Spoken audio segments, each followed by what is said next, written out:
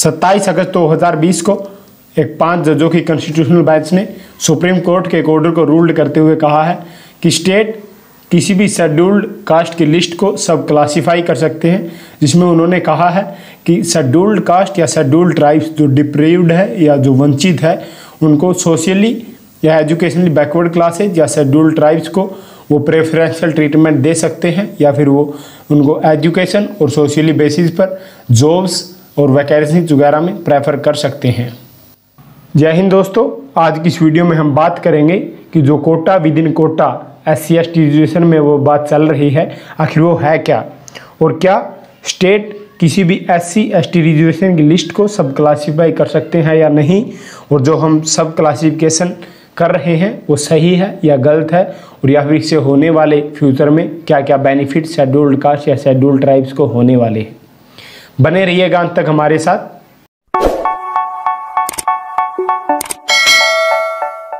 सबसे पहले हम बात करते हैं कि हमारे कॉन्स्टिट्यूशन में हमें रिजर्वेशन दिए क्यों गए थे। इसमें सबसे पहले अगर हम बात करें कि कुछ बैकवर्ड कास्ट थी जिनके साथ हिस्टोरिकल इनजस्टिस हुआ था, जिसके साथ अन्याय हुए थे, उन्हें करेक्ट करने के लिए या उन्हें सेम प्लेटफॉर्म में लेके आने के लिए हमारे कॉन्स्टिट्यूशन में कुछ शेड्यूल्ड ट्राइब्स या शेड्यूल्ड कास्ट को रिजर्वेशन दिया गया था। इसके साथ साथ कुछ बैकवर्ड सेक्शन ऐसे थे हमारे समाज के जिसके पास रिसोर्सेज या फिर मीन्स की एक्सेस नहीं थी कि वो समाज के हायर सेक्शन के साथ जॉब्स वैकेंसी या फिर किसी फील्ड में compete कर सके। तो हमने एक लेवल प्लेइंग फील्ड को प्रिपेयर करने के लिए बैकवर्ड सेक्शंस को रिजर्वेशंस दिया था। इसके साथ साथ कि यह इंश्योर करने के लिए कि हमारे जो बैकवर्ड क्लासेज हैं उनका हमारे एडिक्वेट रिप्रेजेंटेशन हो हमारे स्टेट की सर्विसेज में, उसके लिए भी उन्हें रिजर्वेशन दिया गया, या फिर बैकवर्ड सेक्शन के एडवांसमेंट के लिए। और सबसे जो महत्वपूर्ण था उसमें यह था कि इससे पहले कि हम मेरिटोक्रेसी की क्रेडो पर काम करें या फिर मेरिटोक्रेसी के सिद्धांत पर काम करें, कि हम सभी को सेम प्लेटफॉर्म पर लेके आ सके और इंश्योर इक्वलिटी के लिए कुछ बैकवर्ड सेक्शन को रिजर्वेशंस दिए गए थे। लेकिन उसके बाद चेंजेस होते रहे और कुछ स्टेट्स ने शेड्यूल्ड कास्ट या शेड्यूल्ड ट्राइब्स में भी कुछ स्पेशल प्रोविजंस कुछ शेड्यूल्ड कास्ट और शेड्यूल्ड ट्राइब्स के लिए किए। इसमें सबसे पहले हम बात करते हैं तमिलनाडु के द्वारा फ्रेम किए गए कोटा के बारे में।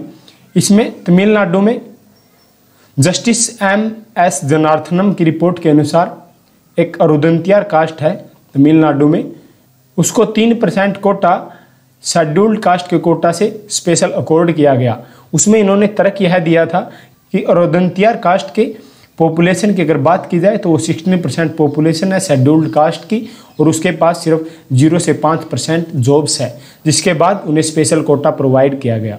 ऐसा ही एक स्पेशल कोटा सन 2000 में आंध्र प्रदेश के लेजिस्लेचर में बिल पास करके दिया गया, जिसमें 57 शेड्यूल्ड कास्ट को सब ग्रुप्स में डिवाइड किया गया, और उसके बाद 15% ऑफ शेड्यूल्ड कास्ट के कोटा को उन्हें एजुकेशनल और इंस्टीट्यूशन और गवर्नमेंट जॉब्स में उनके पॉपुलेशन के प्रोपोर्शन के हिसाब से डिवाइड किया गया।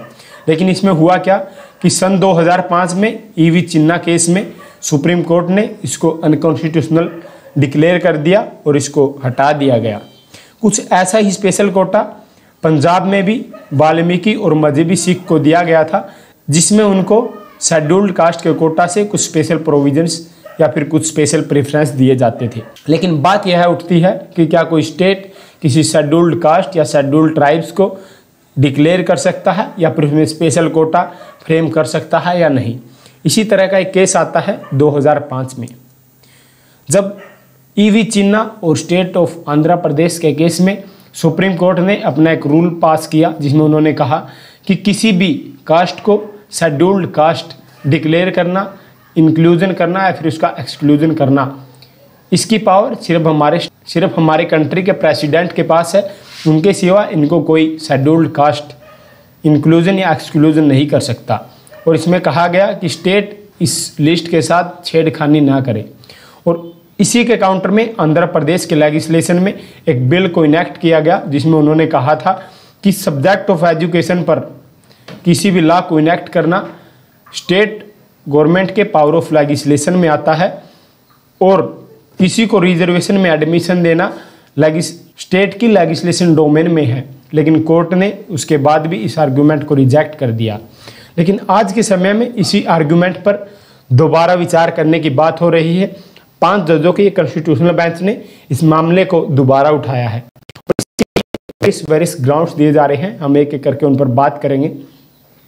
सबसे पहला जो ग्राउंड इसमें दिया जा रहा है उसमें कहा गया है कि with in the scheduled caste he inequality बढ़ती जा रही है। शेड्यूल्ड कास्ट के जो कुछ अपर तबके थे वो बहुत आगे निकल चुके हैं, और जो वीकेस्ट पार्ट थे किसी शेड्यूल्ड ट्राइब्स या शेड्यूल्ड कास्ट के, वो उतना ही पीछे जा रहे हैं।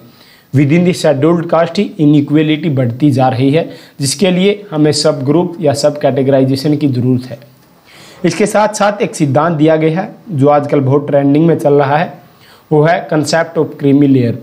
कंसेप्ट ऑफ क्रीमी लेयर में ओबीसी के लिए किया गया एक लॉ, जिसकी बात की जा रही है कि एससी और एसटी के सब कैटेगराइजेशन में भी concept of creamy layer enact किया जाना चाहिए।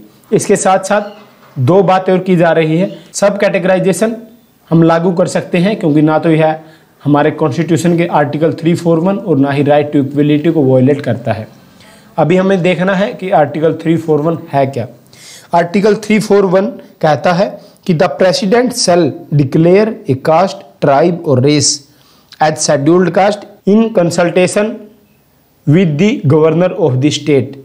यानी कि हमारे देश का राष्ट्रपति किसी भी राज्य के राज्यपाल की सलाह और सहमति से किसी भी जाति, किसी भी कबीले या फिर किसी भी रेस को एक शेड्यूल्ड कास्ट घोषित कर सकता है।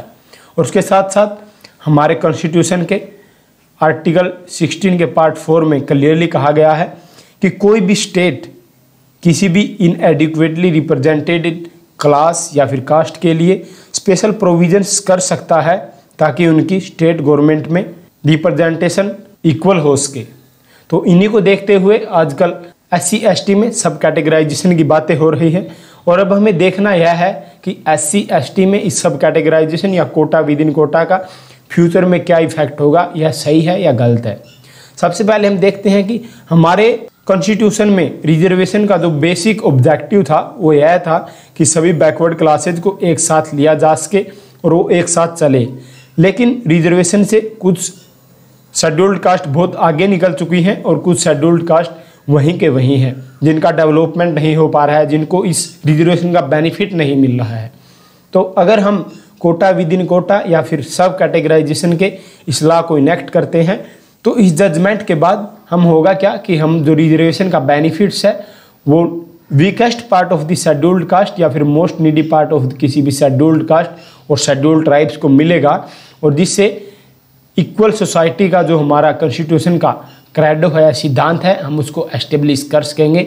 और उसी के बाद ये सभी scheduled caste, scheduled tribe same platform पर आ सकेंगे। इसी को देखते हुए इस केस को 7 सुप्रीम कोर्ट जजेस की एक कॉन्स्टिट्यूशनल बेंच के पास भेज दिया गया है, जो इस पर पुनर्विचार करेंगे और उसके बाद ही इस लॉ को लागू किया जा चुकेगा। आज की वीडियो में इतना ही। आशा करता हूँ आप सभी को समझ में आया होगा। किसी भी current affair topic, UPSC, PCS, SSC perspective से किसी भी इंपॉर्टेंट टॉपिक की फुल डिटेल वीडियो हम आपको प्रोवाइड कराते रहेंगे। अगर आप हमारे चैनल पर नए हैं तो आप हमारे चैनल को सब्सक्राइब कर सकते हैं। Please like, share, stay tune. जय हिंद, जय भारत।